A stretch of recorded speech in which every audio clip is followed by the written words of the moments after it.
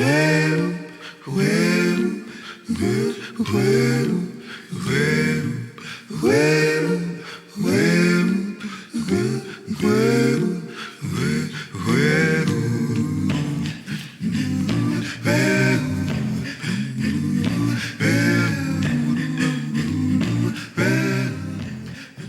is an interview with Mr. Jesse Champion, Sr. for the Birmingham Civil Rights Institute's Oral History Project. I'm Dr. Horace Huntley. We're at Miles College, November 1st, 1995. Thank you, Mr. Champion, for taking time out of your schedule to come and sit with us today. It's my pleasure. I would just like to start by asking some general questions about background, about your family, about your parents. Tell me a little bit about your parents. Are they Alabamians? Were they from Alabama? For the most part, my mother came from Georgia. My father is an Alabamian. And I was reared in Alabama, so to speak. Yes. Were you born in Birmingham or in Alabama? I was born in Dolomite, which is now part of Birmingham. Okay. How many brothers and sisters did you have? There were 4 boys and 4 girls. And where did you fit in all of that? Well, I was the 3rd boy. And let's see, out of the 8, I guess I must have been the 5th. So you were home right in the middle. Right in the middle, correct. Okay. Tell me a bit about your parents' education.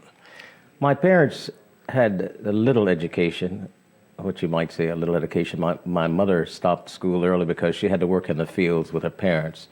She stopped at about the 5th grade, and my father was about the same. So that's as far as they ever got an education. They didn't pursue any farther than just what they had accomplished up to that point. Right. And that was not unusual for that time. No, that wasn't unusual. It was one of those things where people had to work in order to survive, and that came first, and you go to school later if you have any time, or the family can fit you into the program. Absolutely. What about your occupations of your parents? Did your mother work outside of the home? My mother did the domestic type work. She would wash and iron for the physician who delivered me and some of the other whites in the community, because we lived on a mining camp there in Dolomite, and my father worked in the mines at Woodard in that same area. So you then would have been a rather stable family at this time. Your father working, your mother at home and working. You had a large family, of course. We had a large family. She was working because it was out of necessity that she had to work. As I recall, the house that I remember when I was very small was one where you had no more than 3 rooms. And everybody had to do whatever in order to keep things going. Right. And you lived in Dolomite? I lived in Dolomite until I was 9 months of age. That's the time when my father lost his eyesight in the mines. And after that, my mother couldn't shoulder all the responsibility. She had 2 first cousins who did not have children. And they came out, she said, and they saw me as a baby and one said, I would like to have him. She said, well, you may help me to bring him up, but I will not let you adopt him. The same thing happened to 2 of my sisters. This was 3 sisters, neither one had children. So that's how we got separated from the others in the family, but I was the first one to leave home at the age of 9 months. Okay, so you then lived with your aunt. It was my mother's first cousin. First cousin? Yes. Oh, okay. 2 sisters' children they were. All right. And where did the other children go? One went to Lynch, Kentucky. The other went to Baxter, West Virginia. But I went to Birmingham. Okay. Did you see each other periodically? Yes, like at Christmas time and some of the other times when we as blacks would normally take vacations and visit relatives. They tried to keep us as close as possible so that we would know exactly who our parents were. They told me at an early age who my parents were. And I would make visits out to Dolomite on weekends when I didn't have to go to school. I would ride what was then known as Summers Bus Line. After riding the transit system, the trolley cars we had in Birmingham, I would go to Fairfield and I would catch the bus and go on to Dolomite to see my father and mother and the other brothers who were still at home. So there were 5 children still left at home? The Yes. 3 of you Yes. and the 5 left with Yes. your mother? Okay. So what community then did you live in Birmingham? I lived in the Smithfield community. Can you describe to me what it was like growing up in Smithfield? It was very rugged because the roads were unpaved, and in front of my house there was a ditch, and now that's all paved and the ditch has been covered and no sidewalks or anything like that. And that's the time when everybody would go barefoot during the summer months and put your shoes on if you're going to church. You didn't dare wear them every day of the week. Right. It was a kind of rough life because at that time we had the WPA and we had food stamps that helped us to survive. And that's when I really realized what food stamps were all about, because we'd get those commodities that had written on them not to be sold. And even some of the clothing that we had to wear. My mother, in as much as I was living in what they call in town, she would take the clothing that my other brothers would get and give me the ones that did not have the not to be sold written on them. Across the front of the overalls, you have that not to be sold. But she gave me some of the jeans, as we call them today, and that's what I would wear so as to not expose and let everybody know that we were one of those in need of such service. Right. Now, this is during the Depression? Yes, that was during the Depression. Okay, so then that probably was not that unusual to see people with that. Oh, no, it particular- wasn't unusual. Those were the days of the brogans when everybody wore them in order to have something that would last a long time and to keep your feet warm, because we had real snows then. And it was nothing unusual at all.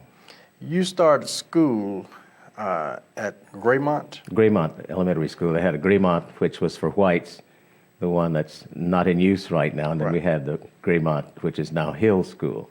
So Okay. that's where I got my elementary education. Yes. Tell me, what do you remember about Graymont, what is present-day Hill School?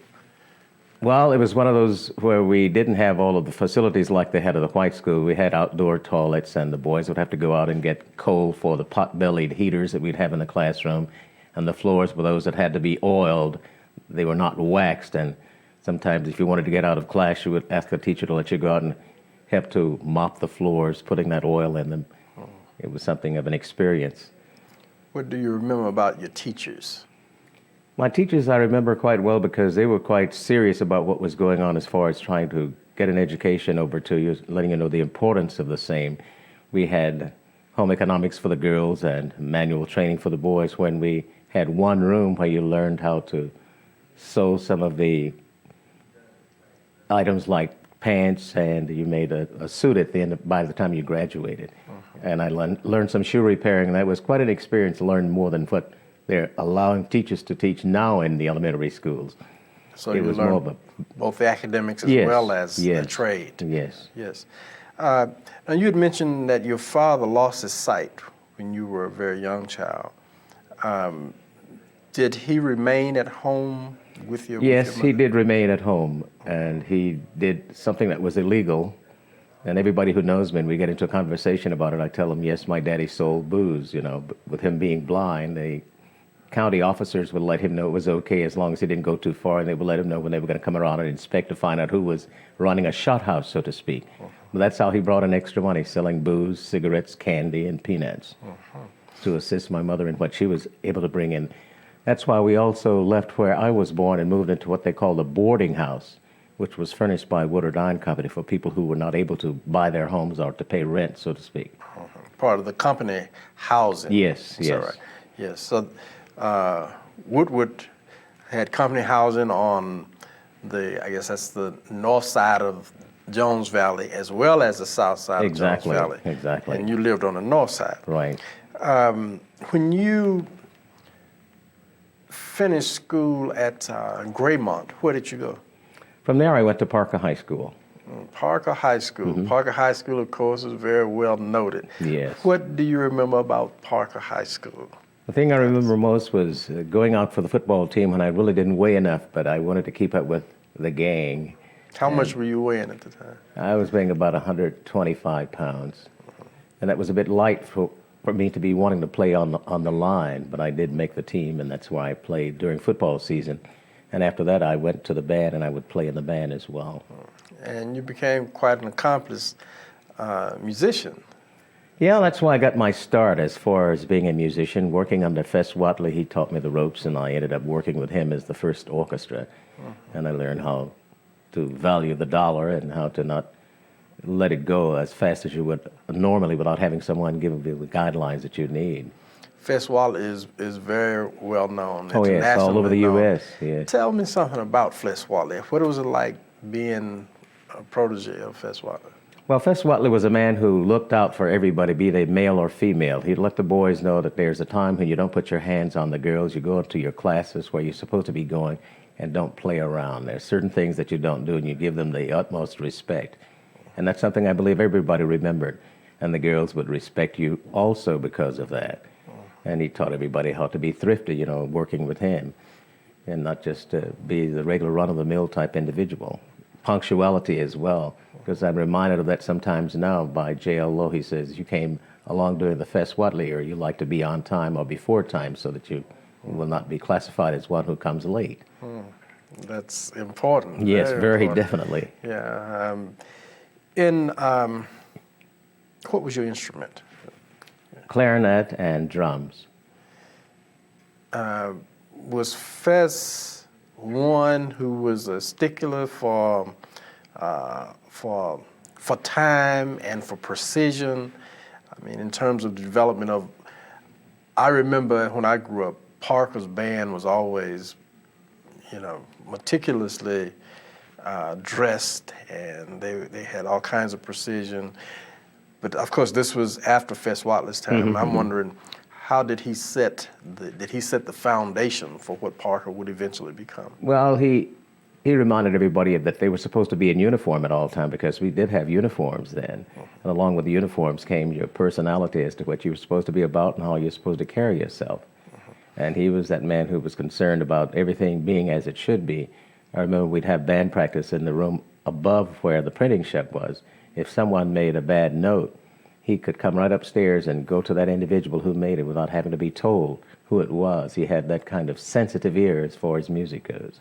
You said that the band room was above the printing It was shop. above the printing shop there in that boys' building, as they call it then. Okay, and he would be down in the printing shop? Yes, yes. Was he the instructor for He was the printing? instructor of printing, yes. Oh, I see. Did you take that class? No, I didn't. I didn't take printing. I took tailoring under Melvin Caswell at that time. Who would be would Fess Watley be one of those individuals that would sort of set an example for you? Well, I guess we would today call them role models. Very definitely, I would think so. Were there others that you would remember that were teachers at Park at the time that sort of stand out in your Well, mind? Gus Ward and Melvin Caswell, who I mentioned earlier, I remember those quite vividly because I worked with Melvin Caswell as a musician, and Gus Ward was one who would take care of the finances for the school. He would take money to the bank, and I had classes in the carpentry shop there, and I learned quite a bit from him, you know, as far as mannerisms and what you should be about as a male student. Right. You lived in Smithfield at the time, teenage young man growing up in Smithfield. What was it like? It was like I think we needed to be now. There were certain times when we had to be off the street without having a curfew. Everybody was somewhat fearful of the policemen. Whenever they'd come by and see you standing on corners, they'd tell you, okay, it's time to go home. And they didn't have to tell you but one time. The next time they came by, you would start moving before they had a chance to tell you anything. Because 9 times out of 10, you were just there, not necessarily waiting to rob or steal or do anything like that. But you knew you were supposed to be at home and not hanging on the corners. And we didn't have as much crime then as we do now because of these things. Was the police looked upon by your community as being there to protect and serve? I think so, to protect and serve, and they were fearful of some of the things that would happen to them if they were not going down the right paths, as far as right and wrong is concerned. Right. Were there ever any situations in your community where the police became an adversary to the community? I don't recall there being such. Yeah. After you finished high school at Parker, what did you do? After finishing Parker, I went to Morehouse. Like some of the people are still doing today, wherever your friends go, that's where you want to go, you try and go there. So I did, and the money that I had from having served in the U.S. Navy was what I used to go to Morehouse. And I was working with a friend of mine from Ensley, Valentine, who was a musician. I played a few gigs to make extra money, but when my money ran out and I had gone on the road with an orchestra, I heard about scholarships being offered at Alabama A&M University. It was just Alabama A&M College at the time. So I came home and I was lucky enough to get a scholarship, and I went from Morehouse to Alabama A&M, where I graduated. So you say you went to Morehouse on the GI Bill. No, it wasn't the GI Bill. I paid my way. Okay, but you had gone to the Navy Yes. prior to Going to Morehouse. Tell me about that your experience in the Navy. Well, it was something that I thought I wanted because I volunteered. I didn't like anything about the Army, so I knew I had to volunteer for the Air Force or the Navy. There again, some of my best friends were volunteering for the Navy at the time, so that's what I did. I'd never been to California, so I was glad to get that long train ride to California. That was quite exciting. And to get there, first time being that far away from home was also something new. Was this directly out of high school that you joined the Navy? No, it wasn't directly out. It was during the summer months. Okay, so you finished up in May. In May, yes. And you were around home most of the summer. Yes, I was. And then eventually. What was that transition like then, from a high school senior to a sailor? It was quite interesting, but not as much as I had thought it would be. Because I felt that I was missing something. Those were some of the questions that I was asked when they asked me, what will you do if you get out of the Navy? Because I left on the basis of having headaches that were so severe, I felt that I couldn't handle everything that I was supposed to be handling. So they asked, what would you do if we let you out? I said, go to school. And that's what I was aspiring at that time, to get into somebody's college. So how long did you spend in the Navy? A year and 6 months. A year and 6 months. So then off to Morehouse. And Yes, off to Morehouse. After Morehouse, then your money gave out. Yes. So then you went to Alabama A&M, I went and to that's Alabama when you A&M finished when I up. had a scholarship, yes. Right.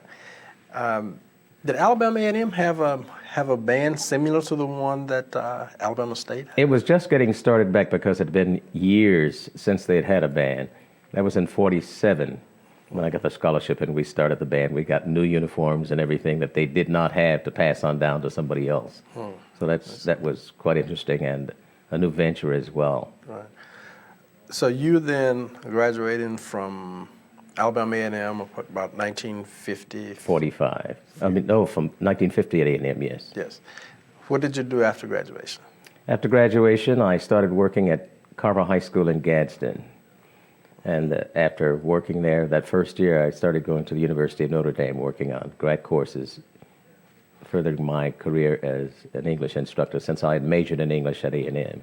So you were going to Notre Dame Yes, during English the summer? and speech. Yes, during the summer months. Okay. Now, Alabama had a policy where if you were going to graduate school, you could not go to the graduate school at the University of Alabama. That's correct. But they had a situation where they would actually pay for your tuition out of state. Was that the way that you went to Notre Dame? No, I didn't get any assistance there from the state per se.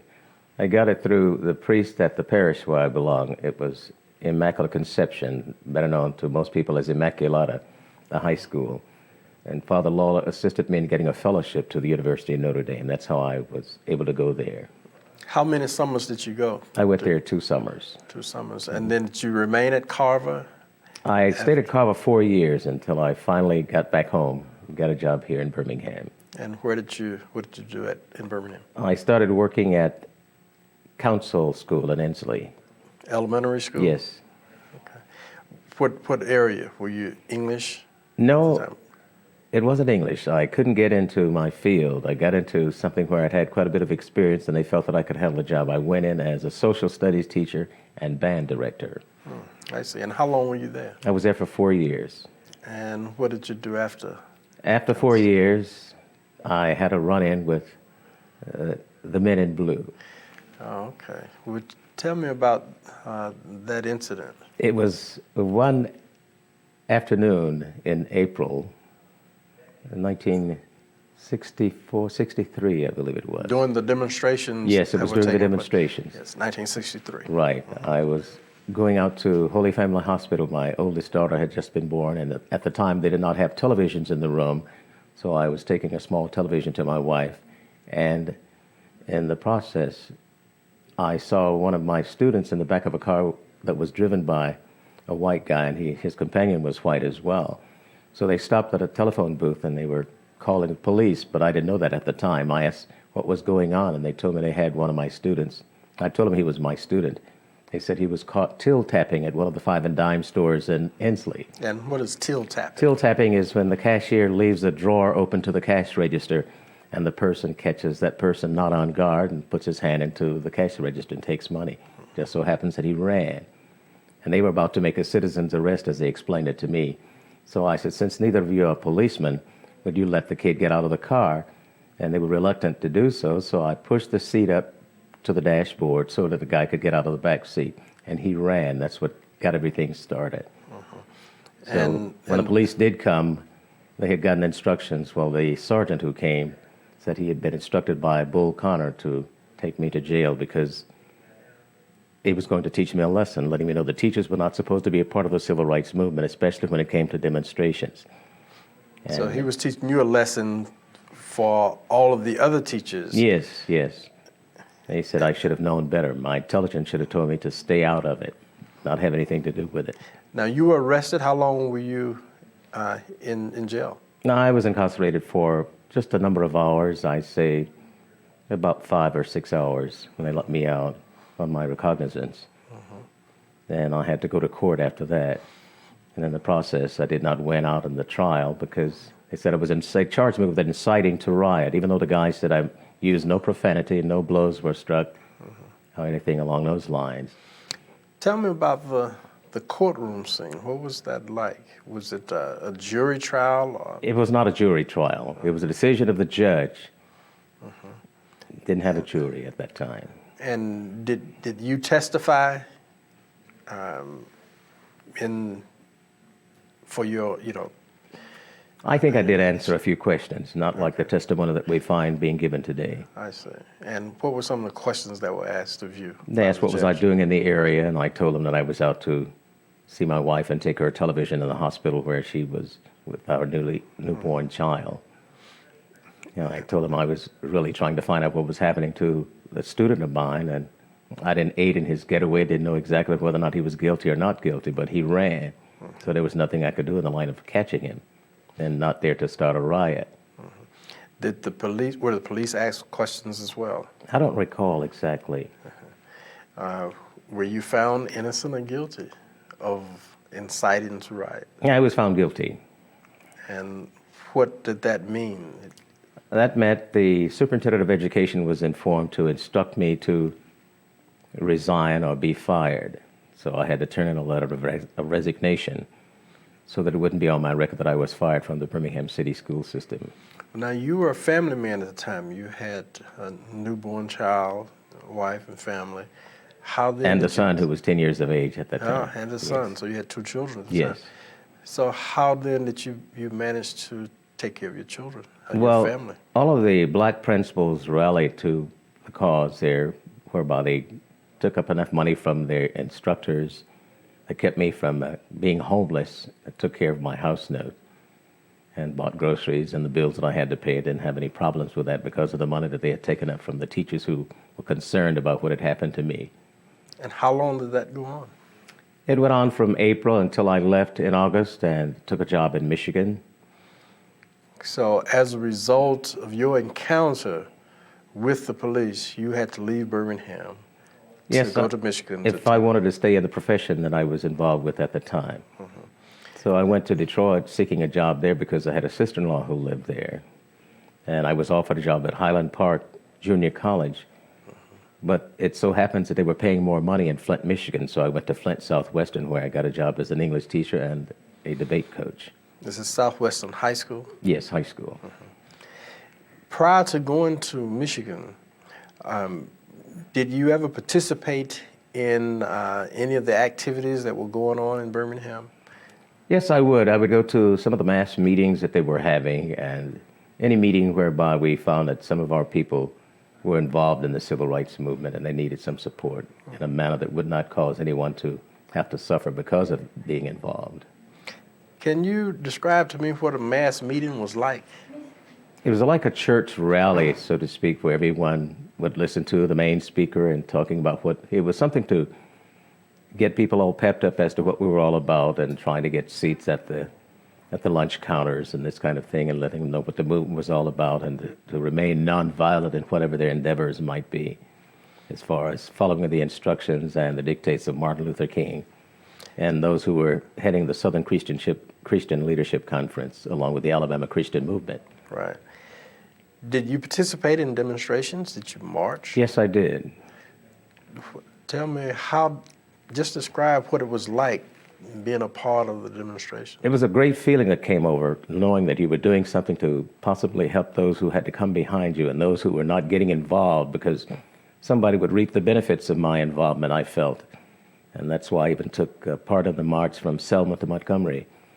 And it was raining after we got there and had to set up tents, this kind of thing that I remember most vividly because of the impact and that it had on me and my life, so to speak. The demonstration that you took part in 1963, was that after you had resigned from your position as teacher at Council School? Yes, yes. And did the example that was being set by using you, did that have an impact upon other individuals that you knew who were teachers? I think it did to some degree. They did not get involved to the extent that I became involved, but they were supporters of those who did become involved. And they were relaying the message as to what it was all about as far as the movement was concerned and what some of the benefits might be if we kept the fight going in a nonviolent manner. If you had the opportunity, would you change anything that took place during that particular period of your life? If I had the opportunity, would I do so now? Would you do the same thing, or would you not participate? I would participate, yes, I would. Because I think there's a way that one can go about it without having to be afraid of what might happen to him. At the time, I didn't even think about my job being taken away from me or being pushed to the point where I had to give it up.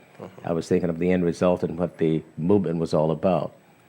And that's what I would do if I had the opportunity to do so again. Because we need the great awakening and letting everybody know what we should be about and some of the things we should do for ourselves instead of waiting for somebody else to do it for us. Right. When you left Birmingham and went to Michigan, how long were you there?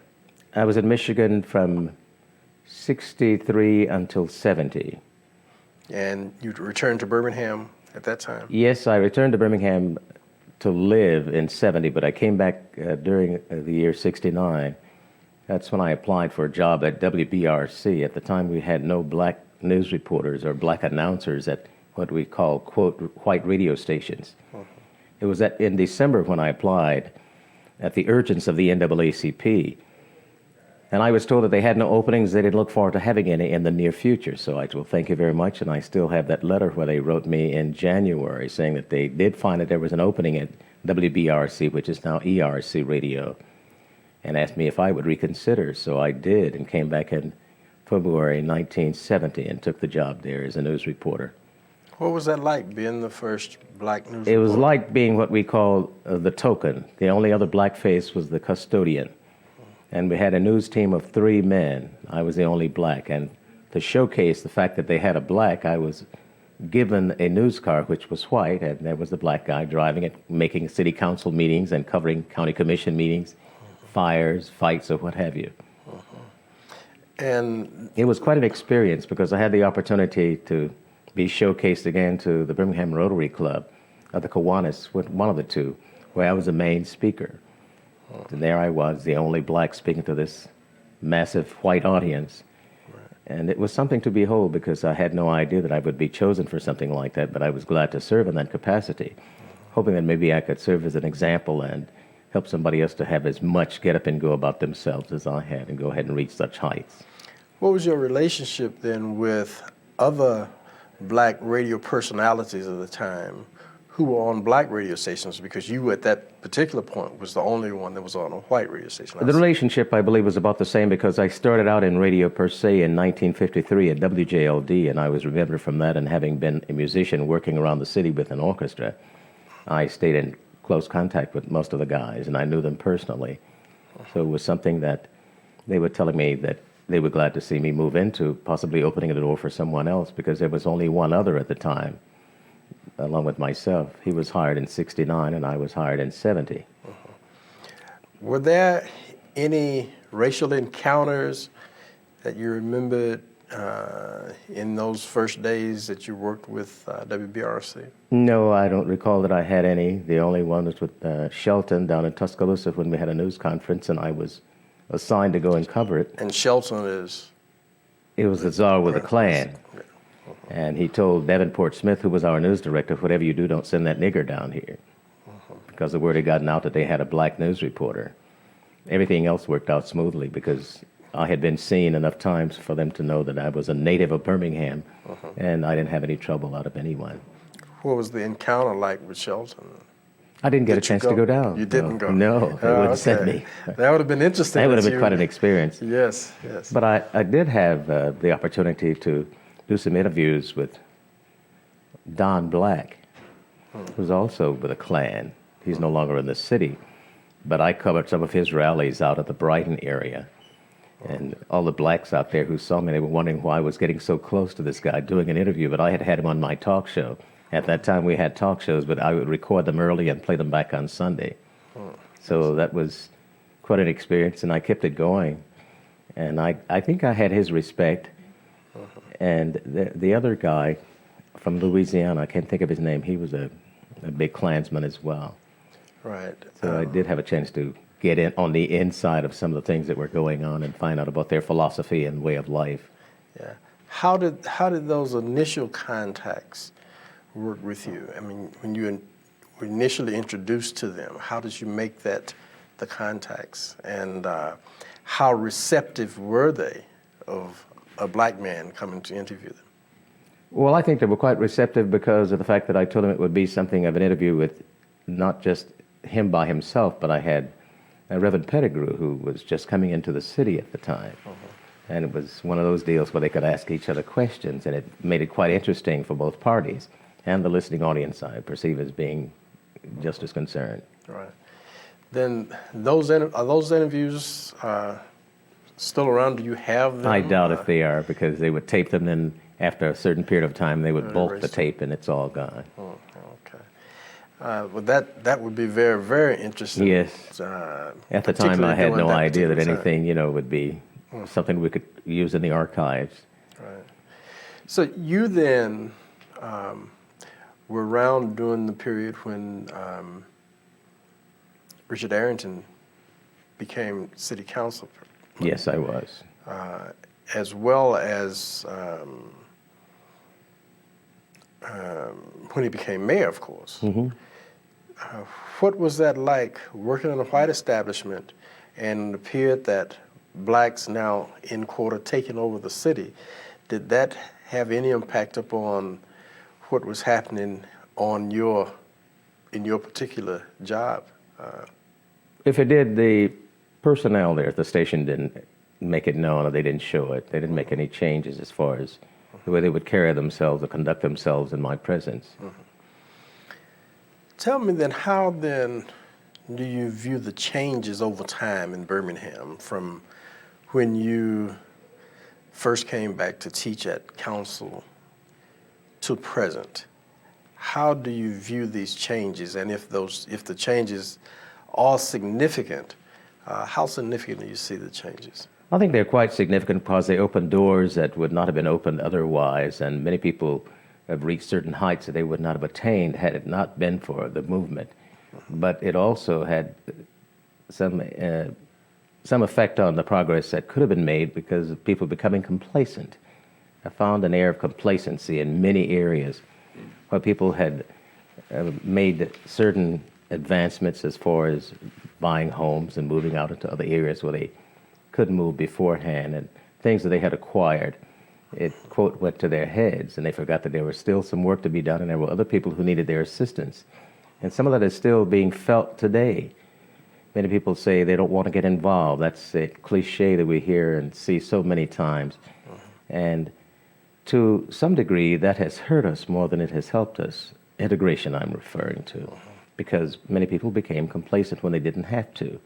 They forgot that we are still black and we will remain black, and there are certain instances that occur that remind us that we are still black. And we have forgotten to keep that in mind and try to direct ourselves along those paths, that we know who we are, we've got to still make progress as much as possible and look out for the people who are behind us coming on after us.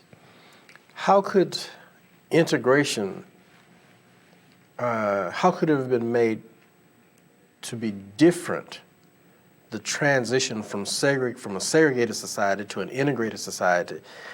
Many are saying, just as you just stated, that it appeared that we did not gain an awful lot. In fact, we lost some things. How could that transition have been made different? If we had remembered our identity and conducted ourselves thusly, because if we look very closely, and if you do like some of the things I did while working outside of the South, you can see where the people are friendly to a degree. They let you know how they feel, and they conduct themselves in a different manner when they leave the workplace. And they will invite you to so many of their affairs where it's normally all white. You'll still find the tokens existing. But once we realize that this is what's still happening and start doing something about it, then we can't say that we're one of those who might be classified as one of complacency. Are you suggesting that we had developed certain institutions, and then with integration we become a part of other people's institutions? Yes, and we forget where we are and who we are, what we're all about. So then I guess that suggests then that black folk basically were in favor of integrating, but the white society really was not accepting of integrations on an equal basis. Correct. So, They were forced to accept it. They didn't do it from their hearts, and it shows.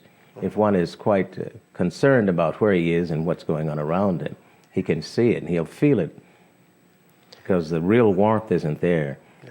It's a cover-up in other places, more really so than in the South, because you will know more readily here in the South than you will in some of the northern, the east, and western areas. Well, race relations, or the movement is concerned, are there any areas that we have not touched base on that you would like to just talk about? Anything that we have not covered that would be revealing to our audience in relationship to your own personal encounters in being a citizen of Birmingham? Well, I think that everyone should take inventory and realize the fact that we're black, and look at what happens every day when you go to the workplace and you come right back home where our people are. And you should do something about where you are and help that community to become what you want it to be, and not move away from where the people are that you came along with, even though they have not reached certain plateaus with you. It's something that we can still do ourselves and not wait on somebody else or expect somebody else to do it for us and blame it on someone else when we don't succeed in whatever our goals might be. There's a whole lot of work that we can still do ourselves. Mr. Champion, I want to thank you for coming and taking your time to sit with us today. Appreciate it very much. Glad to have done so. Thank you very much.